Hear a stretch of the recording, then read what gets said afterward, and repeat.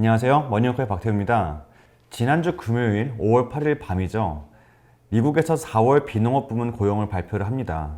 이 비농업 부문 고용이라는 건요, 미국에서 월별 일자리 개수를 보여주는 전 세계에서 가장 중요한 지표 중에 하나입니다. 이게 얼마나 큰 거냐면요, 보통 월별로 이 숫자가 20만 개씩 정도 증가를 하거든요.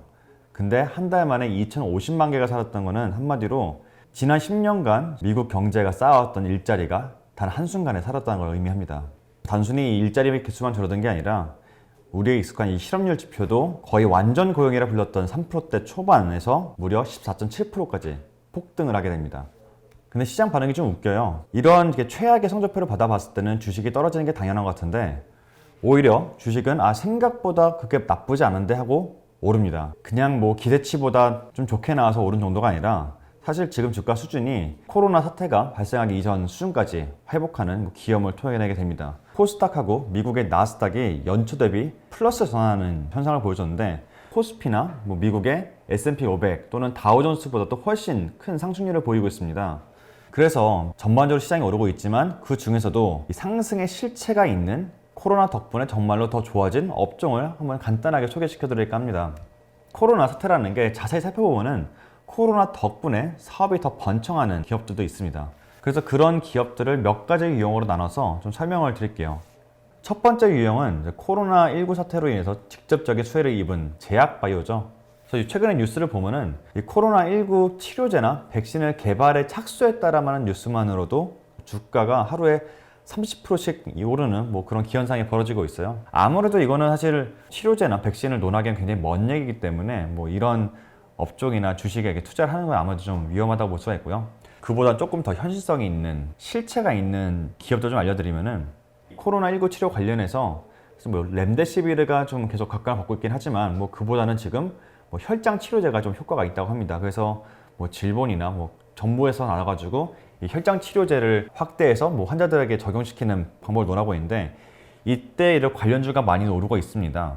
에스맥이나 레몬 등 관련주가 급등하고 있는데 사실 이런 주 같은 경우는 제가 전에 들어본 기업은 아닌데 막상 찾아보니까 시가총액이 5천억, 3천억이 넘는 꽤 큰 기업이더라고요. 그러면서도 사실 이렇게 처음 들어보는 기업에 투자하는 게 쉽지 않기 때문에 다른 예를 들어보면은 이 삼성바이오로직스입니다.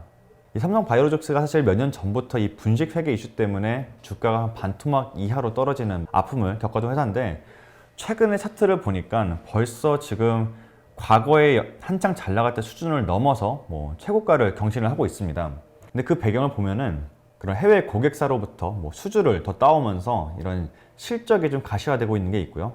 특히 이 삼성바이오로직스는 규모의 경제에 있어서 주가가 나타나고 있는데 연간 총 36만 2천 리터로 가장 많은 약품 생산 능력을 보유하고 있다고 합니다. 이게 장점이 뭐냐면은 만약에 코로나에 치료제가 개발이 된다고 하면은 그게 뭐든 간에 세계 최대의 이런 생산 능력을 갖고 있는 삼성바이오로직스의 수혜가 집중되지 않을까라는 기대가 있는 거죠.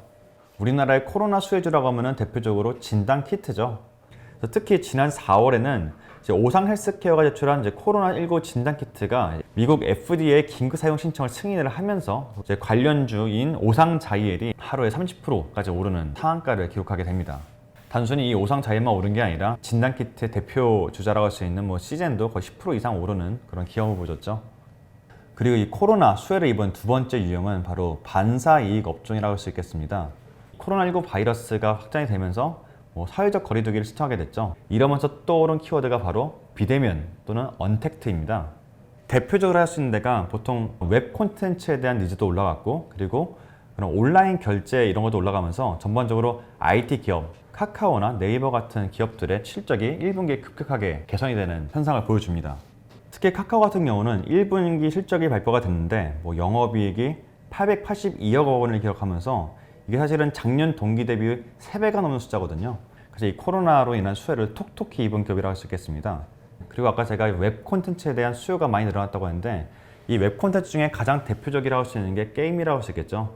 그래서 이 닐슨에서 설문조사한 걸 보면은 이 나라별로 게임 이용 시간이 적게는 20%에서 많게는 45%까지 확대가 됐다는 분석이 있습니다.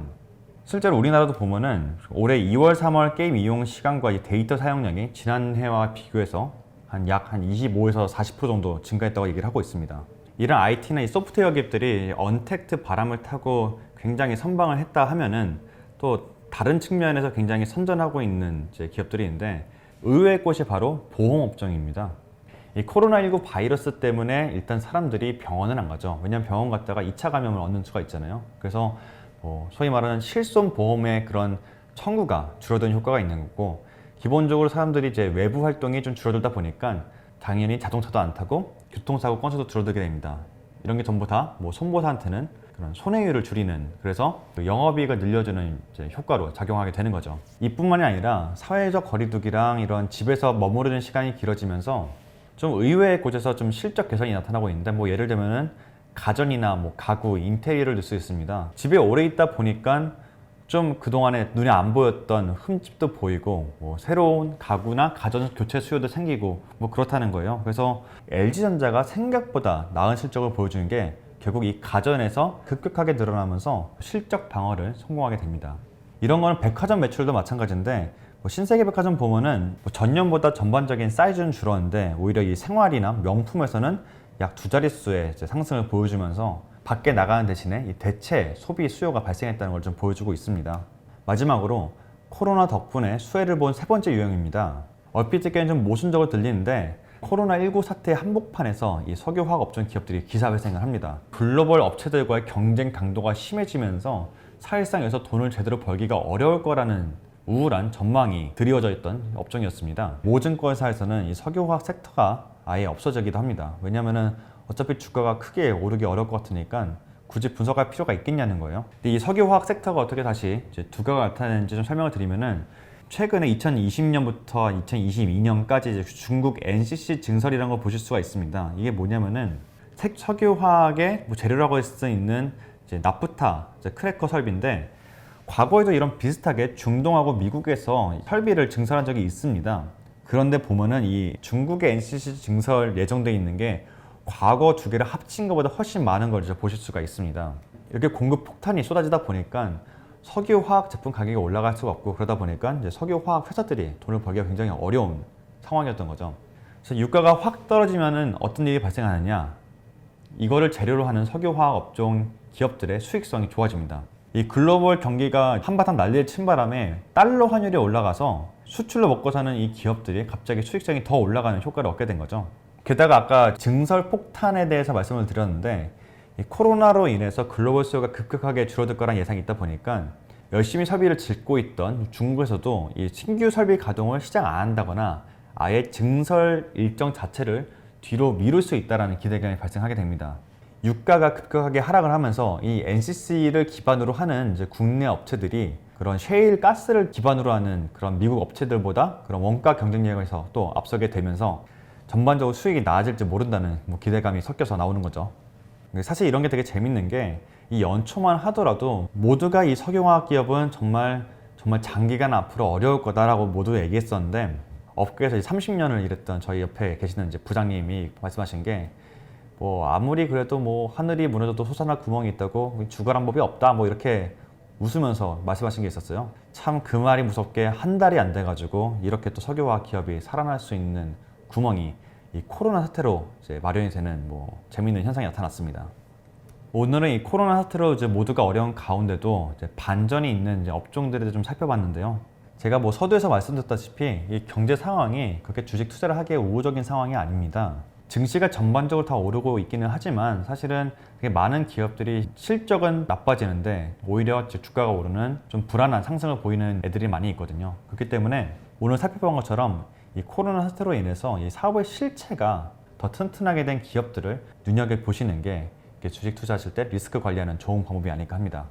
오늘 머니워크는 여기까지입니다. 오늘도 재밌게 보셨으면 좋아요, 구독, 댓글 부탁드리겠습니다. 감사합니다.